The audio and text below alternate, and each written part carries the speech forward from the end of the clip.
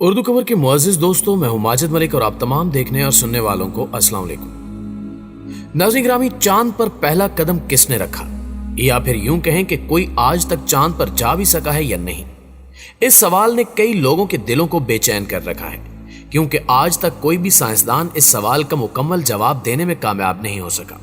आप लोगों ने आए दिन अखबारात और न्यूज चैनल्स पर अक्सर खबरें सुनी होंगी कि अमेरिका, चाइना और इंडिया जैसे कई ममालिक ने चांद पर जाने के लिए लाखों करोड़ों की मालियत खर्च कर दी है, जिसके नतीजे में उन्होंने चांद पर पहुंचने में कामयाबी हासिल कर ली और बाज़ अफराद को नाकामी का सामना करना पड़ा।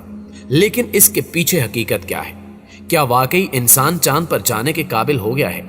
आज हम आपको इस सवाल का तफसीलन जवाब देने की कोशिश करेंगे, जिसे सुनकर आप जान सकेंगे कि चांद पर जाने वाली कहानी में कितना सच है और कितना झूठ। तो आइए चलकर मौजू का आगाज करते हैं। नाज़रीन गिरामी, नासा के मुताबिक नील आर्मस्ट्रांग ने चांद पर पहला कदम रखा था, जिसकी इन्होंने वीडियोस भी रिकॉर्ड की थी। लेकिन जो वीडियो नासा ने बनाई थी, इसको कुछ माहिरीन ने गलत साबित कर दिया।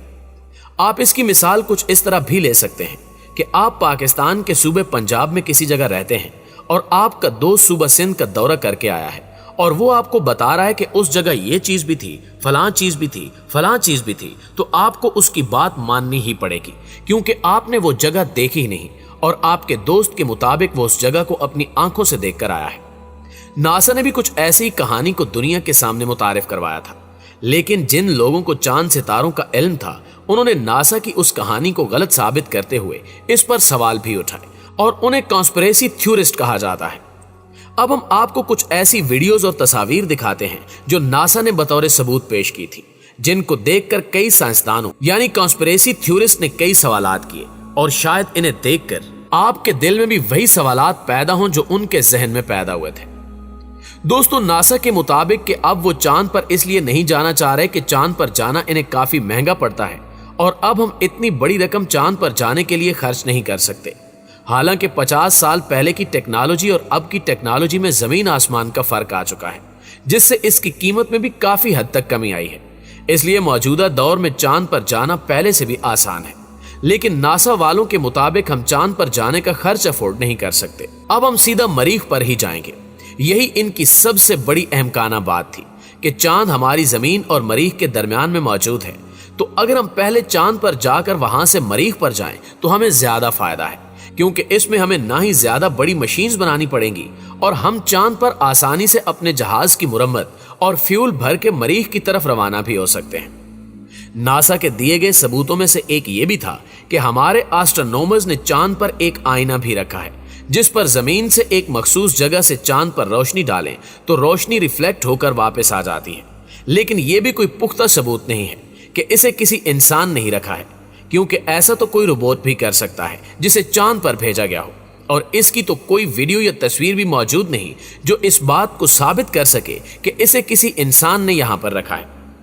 इन सब से ज्यादा हैरत की बात यह है कि जब इंसान चांद पर गया था तो वो जिस जहाज पर गया था वहां जाकर उसने जो अपने मुशाहिदात से रिसर्च पेपर्स बनाए थे और साथ में चांद का जो पत्थर लेकर आए थे, वो भी इनके पास इस वक्त मौजूद नहीं है।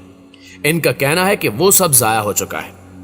इस बात को जरा आप लोग खुद सोचिए कि इंसानी तारीख की इतनी बड़ी कामयाबी का हर सबूत इस तरह जाया हो जाना कोई इत्तेफाक तो नहीं हो सकता। नाज़रीन गिरामी, अमेरिका में एक सर्वे करवाया गया जिसमें लोगों से पूछा गया कि क्या वो इस बात पर यकीन रखते हैं कि नासा ने किसी इंसान को चांद पर भेजा है, तो 20% की आबादी ने यह कहा कि यह सिर्फ एक फर्जी कहानी है और ऐसा कुछ भी नहीं हुआ था।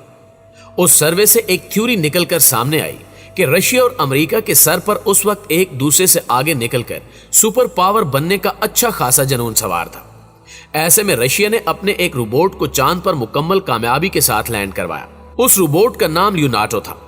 उसके बाद अमेरिका में बदले की आग दौड़ने लगी। चूंकि अमेरिका उस वक्त खुद को एक सुपर पावर की शक्ल में दुनिया के सामने मुतारिफ करवाता था, तो उसने रशिया के खिलाफ यह ऐलान कर दिया कि रशिया ने सिर्फ अपना रोबोट चांद पर भेजा है, लेकिन हम चांद पर इंसान को भेजेंगे।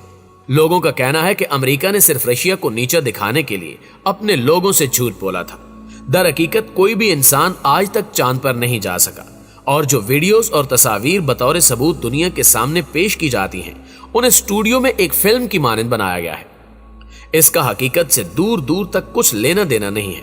और जिन लोगों को इस बारे में अच्छी खासी समझ है, इन लोगों ने इन वीडियोस में मौजूद बारीक गलतियों को ही ना सिर्फ अच्छे तरीके से पकड़ा बल्कि इन पर सवाल भी उठाए। मुअज़्ज़िज़ दोस्तों, ये तो हम सब अच्छी तरह जानते हैं कि चांद पर एटमॉस्फेयर यानी हवा बिल्कुल भी मौजूद नहीं है, लेकिन नासा की पेश करदा अपोलो 11 चांद मिशन की एक वीडियो जिसमें एक एस्ट्रोनॉट अमेरिका का झंडा चांद पर लगा रहा था, तो वो झंडा हवा की वजह से लहराना शुरू हो गया। हालांकि नासा ने खुद कहा है कि चांद पर हवा बिल्कुल भी नहीं है, जिसकी वजह से जो लोग चांद पर जा चुके हैं उनके पैरों के निशान अभी तक चांद पर मौजूद हैं। तो फिर झंडा कैसे लहराना शुरू हो गया? अब इस झंडे में कोई जिन भूत तो आने से रहे जो इसे हिला रहे हों, बाकी आप लोग खुद समझदार हैं। दूसरा एक और अहम सवाल कि हम आम रोजमर्रा जिंदगी में देखते हैं कि अगर कोई जहाज या हेलीकॉप्टर जमीन पर उतरता है तो नीचे मौजूद जमीन का हुलिया ही बदल देता है, लेकिन जब नासा का रॉकेट इतने बड़े ताकतवर इंजन के साथ चांद पर उतरा तो चांद की जमीन को कोई फर्क तक नहीं पड़ा। वहां सब कुछ वैसे का वैसा ही रहा, एक पत्थर तक अपनी जगह से नहीं हिला। जब नासा से इस बारे में पूछा गया तो उन्होंने बेतुका सा जवाब देते हुए कहा कि हम लोगों ने जहां लैंडिंग की थी वहां के पत्थर बहुत मजबूत थे, जिसकी वजह से वो वहां से हिले नहीं। लेकिन इनके इस सवाल ने भी इन्हें फंसा दिया कि चलो मान लिया कि पत्थर मजबूत थे इसलिए वो अपनी जगह से नहीं हिले, पर क्या चांद पर मिट्टी भी इतनी ही मजबूत थी कि जिसको थ्रस्ट का कुछ असर नहीं हुआ, या बस इनके पैरों के निशान लेने के लिए ही मिट्टी नरम हुई और निशान लेकर वापस सख्त हो गई? मुअज़्ज़िज़ दोस्तों, आप लोगों ने फिल्म में देखा होगा कि शूटिंग के दौरान कई लाइट्स इस्तेमाल की जाती हैं जो हर तरफ से रोशनी मुहैया कर रही होती हैं, जिसकी वजह से हर चीज के कई साए भी बन जाते हैं।